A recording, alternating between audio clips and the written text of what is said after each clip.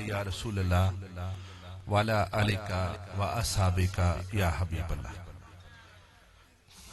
انتہائی قابل صد احترام عہدیداران انجمن غلامان مصطفیٰ صلی اللہ علیہ وآلہ وسلم، علماء کرام، اراکین جماعت فریدیہ، اور آج کی اس خوبصورت مقدس برکتوں والی محفل میں شریک اہلیان صادق آباد، اہل علاقہ، السلام علیکم۔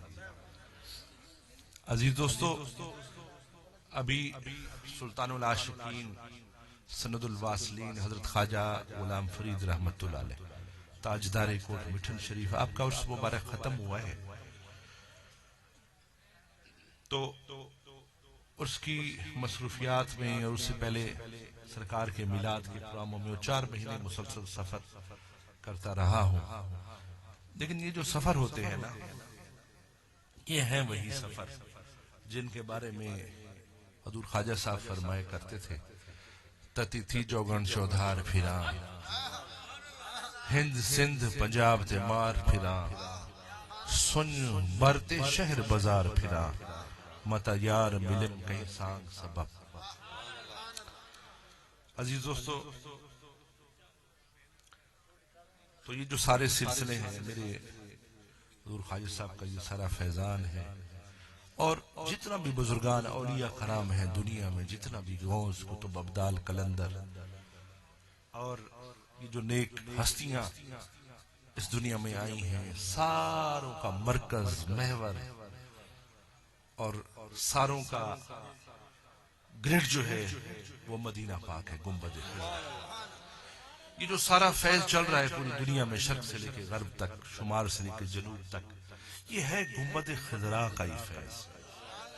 یہ کہیں سمندروں کے روپ میں، کہیں چشموں کے روپ میں، کہیں نہروں کے روپ میں، کہیں دریاؤں کے روپ میں، یہ جو سارا کا سارا روحانی فیض ہے، اس کا مرکز گنبد خضرا ہے۔ یہ سارا فیض اور لنگر یہ جو ہم کھا رہے ہیں گنبد خضرا۔ دوستو، ابھی ایک عرس مبارک کی تقریب میں نے حاضری دینی تھی، تو میزبان جو ہیں انہیں حکم کیا، تو میں 5-7 منٹ میں صرف ان کے حکم کی تعمیل کرتے ہیں، آپ کی خدمت میں 2-4 باتیں کر کے اجازت چاہوں گا۔ حضرت بابا فرید الدین مسعود گنج شکر علیہ رحمۃ، زہد الانبیاء، آپ کی اور حضرت غوث بہاؤالدین ذکریہ ملتانی رحمت اللہ علیہ، اور حضرت جلال الدین سرخپوش بخاری رحمت اللہ علیہ، حضرت لال شہباز قلندر رحمت اللہ علیہ، یہ ہم زمان ہیں۔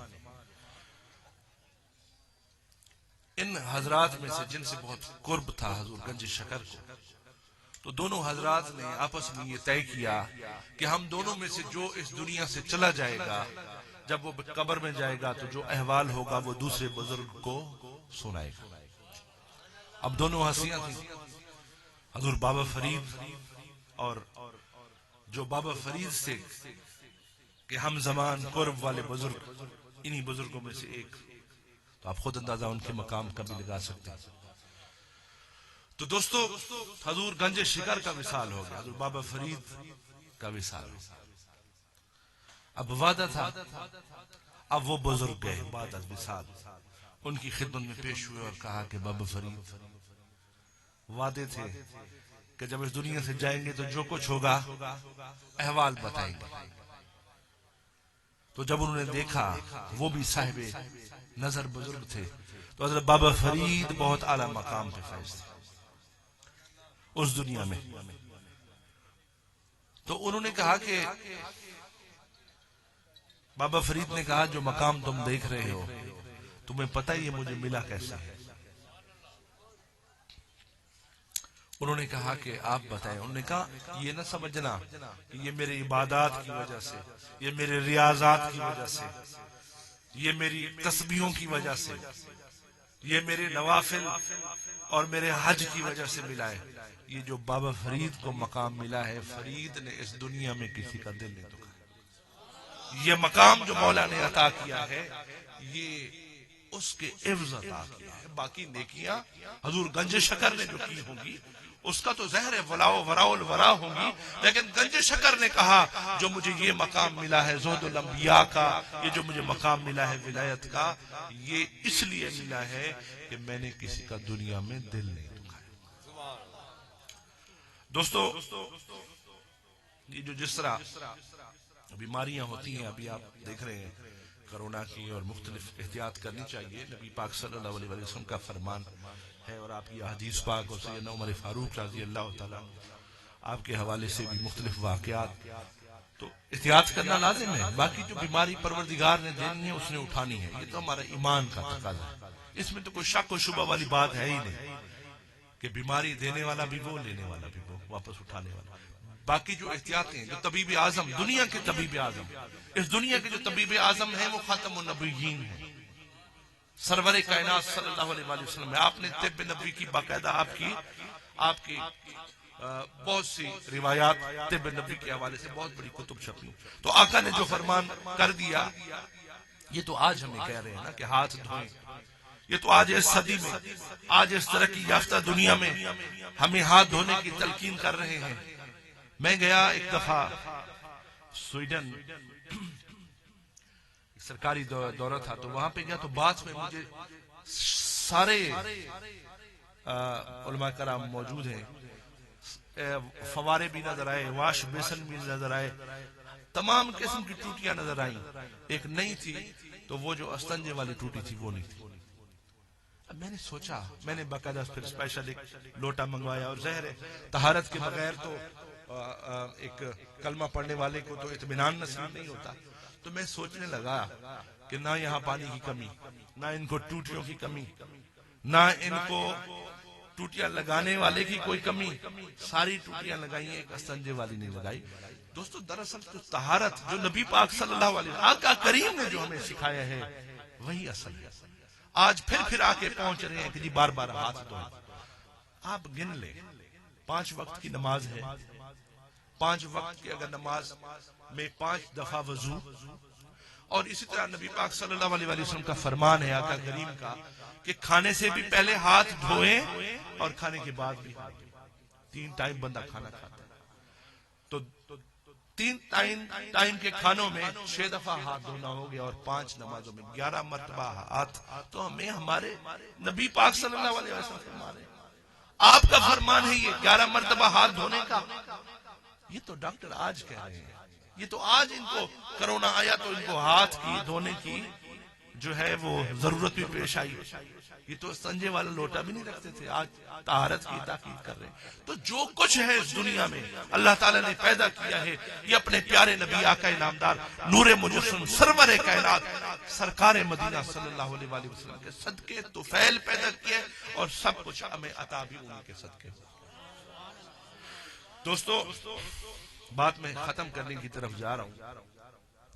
جس طرح ابھی مجھے بڑا خوشی ہوئی ماشاءاللہ، یہ جو مسجد میں حاضری دیتا ہوں، اور اکثر جب ساتھ کا بات آتا ہوں، بلکہ یہ جو مرد مجاہد اور مرد مومن سوئے ہوئے ہیں جنہوں نے اس مسجد کے لیے بنیاد رکھی اور رقبہ عطا کیا، میں جب بھی آتا ہوں پہلے ان کی قبر پہ حاضری دیتا ہوں، اور مجھے ایسے لگتا ہے کہ جنت میں سو رہے ہیں۔ یقین جانے یہ کام تو کر گئے، اس مسجد میں، اس ادارے میں جتنا اللہ اور اللہ کے رسول کا ذکر ہوگا، جتنا میلاد ہوں گے، جتنا جمعے پڑھائے جائیں گے، جتنا مقدس راتیں آئیں گی، جتنا ذکر اذکار ہوگا، وہ مرد مجاہد اس کا حصہ لازمی جانا ہے۔ تو اللہ تعالیٰ اپنے محبوب پاک کا صدقہ ہمیں ایسے کام کرانے کی توفیق عطا فرمائے۔ دنیا کی کچھ پتہ نہیں ہے، زندگی کا کچھ پتہ نہیں ہے۔ میں آپ کو بات مختصر کر کے دیکھیں، جس طرح ایک بندہ بیمار ہوتا ہے تو وہ جاتا ہے ڈاکٹر کے پاس، دوائی لیتا ہے، اسی طرح جس طرح جو جسمانی بیماری کے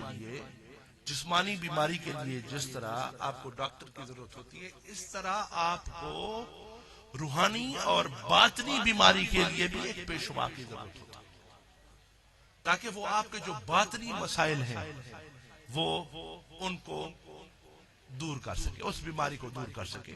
آخری واقعہ سنا کے میں آپ سے اجازت چاہتا ہوں۔ حضرت سیدنا عمر فاروق رضی اللہ تعالیٰ عنہ کا دور خلافت ہے، اور آپ جا رہے ہیں گنبد خضرا پہ گئے تو وہاں کیا دیکھتے ہیں؟ حضرت معاذ بن جبل رضی اللہ تعالیٰ عنہ، آپ رو رہے ہیں، زر و قطار سرکار کی تربت پہ مزار انور پہ بیٹھ کے، اور حضرت سید عمر فاروق رضی اللہ تعالیٰ عنہ نے پوچھا کہ معاذ کیا ہوا ہے؟ تو حضرت معاذ بن جبل فرماتے ہیں کہ مجھے حضور پاک کی ایک حدیث یاد آ رہی ہے اور اس کو یاد کر کے میں رو رہا ہوں۔ سیدنا فاروق اعظم نے پوچھا معاذ کون سی حدیث؟ انہوں نے کہا حضور نے فرمایا تھا ایک دن آقا کریم کا فرمان تھا کہ جو چھوٹی سی ریاکاری بھی ہے، چھوٹی سی ریاکاری بھی، وہ بھی شرک کے زمرے میں آتی ہے۔ ایک اس کا حدیث کا پارٹ یہ تھا، چاہے شرک جو ہے وہ اصغر ہو گیا لیکن شرک کے زمرے میں آتی ہے۔ دوسرا انہوں نے کہا جو مجھے آقا پاک کا فرمان یاد آ رہا ہے کہ میرے نبی پاک نے فرمایا تھا کہ اللہ فرماتا ہے جس نے میرے ولی سے دشمنی کی میں اس کے خلاف اعلان جنگ کرتا ہوں، اور وہ کہتے ہیں میں اس لیے رو رہا ہوں کہ کہیں مجھے کسی ولی سے بے ادبی تو نہیں ہو گئی۔ مجھے حضور پاک کی وہ حدیث یاد آ رہی ہے اور میں روئے جا رہا ہوں۔ تو دوستو ولیوں کی صحبت میں جانا چاہیے، اولیاء کی صحبت میں جانا چاہیے، بزرگوں کی صحبت میں جانا چاہیے۔ جب وہاں جائیں گے تو فیض بھی ملے گا اور کرم بھی ہوگا۔ اور میں بڑا سلام پیش کرتا ہوں اپنے ان بچوں کو۔ دیکھیں نوجوان، یہ ساری میں دیکھ رہا ہوں، دیکھیں ہماری جو نوجوان نسل ہے، میں بڑے قلبی طور پہ واللہ اس بات پہ بڑی خوشی اور اطمینان محسوس کرتا ہوں کہ ہماری یہ جو جوان اس وقت سردی بھی ہے، بہت سے شغل ہیں اس دنیا میں، نیٹ ہے، فیس بک ہیں، اور چیزیں ہیں، گوگل ہیں، کئی چیزیں ہیں۔ ہمارے یہ جو بچے یہاں بیٹھ کے اصلاح معاشرہ کے حوالے سے حضور کے فرامین سن رہے ہیں، حضور کے مقام مصطفیٰ پہ ان کے قلب ٹھنڈے ہو رہے ہیں، تو کتنا خوش نصیب ہے ہمارے بچے ہیں، ہمارے کتنا خوش نصیب لوگ ہیں۔ ہمارے نوجوانوں کے چہروں پہ جو خوشی میں دیکھتا ہوں، دیکھ رہا ہوں، سرور کائنات آقا نبی پاک صلی اللہ علیہ وسلم کا ذکر پاک سن کے، اس سے بڑی خوش نصیبی کیا ہو سکتی؟ ارے دنیا میں جتنا بھی پیغمبر آئے، جتنا دنیا میں جتنا بھی صحابہ کرام آئے، جتنا بھی تابعین تبع تابعین آئے، جتنا بھی اولیاء کرام آئے، جتنا بھی غوث کتب ابدال قلندر آئے، جتنا بھی یہ مجتہدین مفسرین ائمہ کرام جتنا بھی آئے، ساروں کا کام کیا تھا؟ کام تو یہ تھا کہ ذکر مصطفیٰ کرنا اور حضور کی شان بیان کرنا۔ میں آپ کو بتاؤں، جس دن خادم حسین رضوی صاحب رحمت اللہ علیہ تعالی عاشق رسول جو بھی دنیا سے جائے وہ رحمت اللہ علیہ کہلوانے کا حقدار، اللہ تعالیٰ ان کے درجات بلند فرمائے۔ میرا فیس بک پہ پیج تھا، میں آخری بات ختم کروں گا آپ کو، جس کے فالوور لاکھ کے قریب تھے۔ خادم حسین رضوی صاحب کا انتقال ہوا، میں گھر میں بیٹھا ہوا تھا کوٹ مٹھن شریف، اگلے دن سے عرس تھا حضور خواجہ غلام فرید رحمت اللہ علیہ کا۔ یقیناً بیٹھ کے دل اداس ہو کہ ایک ناموس رسالت کا رکھوالا، ایک حضور کا نام بلند کرنے والا، ایک ختم نبوت کا پروانہ، اور ایک ایسا نعرہ اس قوم کو دینے والا، لبیک یا رسول اللہ۔ ہم نے سیاسی نعرے بھی لگائے، ہم نے لیڈروں کے نعرے بھی لگائے، ارے کتنا خوبصورت شکلیں لگتی ہیں جب نعرہ حضور کا لگاتے ہیں۔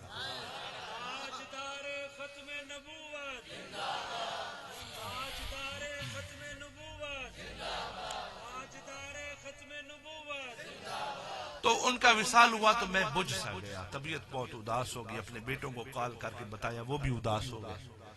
میں نے ایک ویڈیو پیغام ریکارڈ کیا اور فیس بک پہ لگا دیا کہ خادم حسین رضوی ایک عاشق رسول تھے، ان کے جانے پہ دکھ ہوا، اور ظاہر ہے جو میرے دل میں آیا، جو میرے دل میں ان کے حوالے سے احساسات تھے، جو دل میں ایک جذبات تھے کہ عاشق رسول کے لیے ہونے چاہیے۔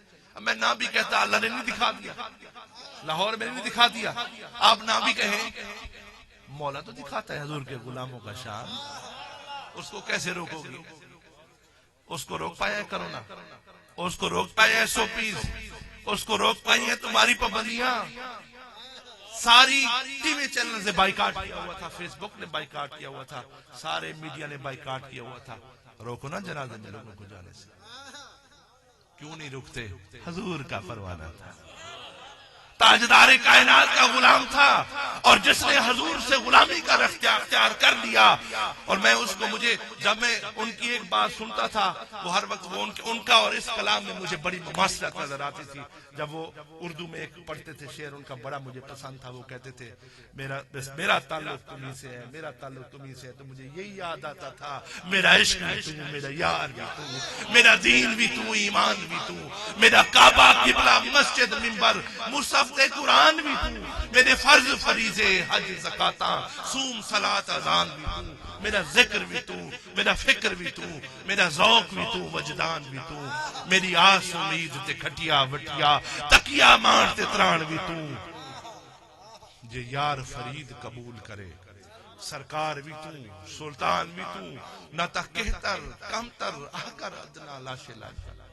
ایسے عاشق اللہ نے پیدا کرنے اپنے محبوب کے. عاشق کا کام عشق کرنا ہے، اس کا شان دکھانا مولا کا کام ہے. حضور گنج شکر نے عشق کیا. اللہ محمد چار یار حاجی خان کسی کو کہہ گئے بابا فرید کے آپ نے یہ نعرے لگا کہا بھائی.